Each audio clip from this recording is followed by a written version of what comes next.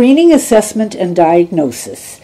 And we're going to talk briefly about SBIRT, which is screening, brief intervention, and referral. This has been developed and researched over at least the last 10 years based on the understanding that a lot of risky users are not in specialty settings.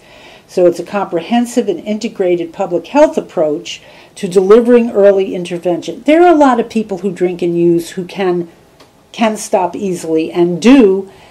Physician advice can be very helpful. The doctor says stop smoking, and they do. Again, that's not who we see in the specialty setting, but the health impact of many smokers stopping earlier in their cycle is very profound when looked at as a large population intervention. The idea was to pick up on the people whose drinking and using is impacting their health problems in the primary care settings.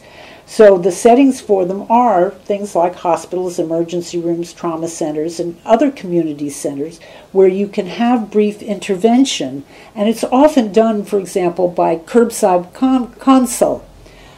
The intervention person is right there in primary care. The physician finds somebody who he or she thinks should address their drinking behavior and says, well, Jane, here's my patient here who's willing to talk to you for a few minutes about his drinking.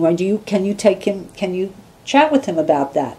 So it may be some person may not be willing to even come in the office, so you have to be able and skilled enough to do just enough in the hallway to get them engaged, and perhaps in your office to do a brief intervention and, if necessary, a referral.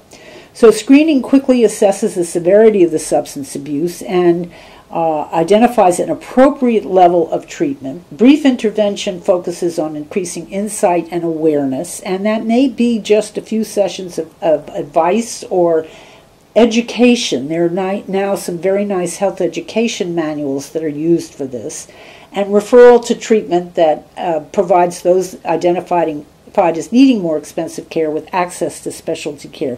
That part is way less successful. So the research shows that it has been helpful to decrease frequency and severity of risky alcohol use, which in turn reduces the rate of trauma, alcohol, physical trauma, and also emotional, but in a medical setting, trauma doesn't necessarily mean PTSD, it may mean broken bones. So in any case, you can reduce the risk of physical trauma if you get them to reduce the drinking. And it may prepare people, is thought as being one step on the road to specialty treatment. They've managed to reduce the number of emergency room visits and things like that. However, as we go along with the data, there are limitations that have emerged with SBIRT, and it shows strong effectiveness for problem drinkers, but not severe alcoholics or drug users.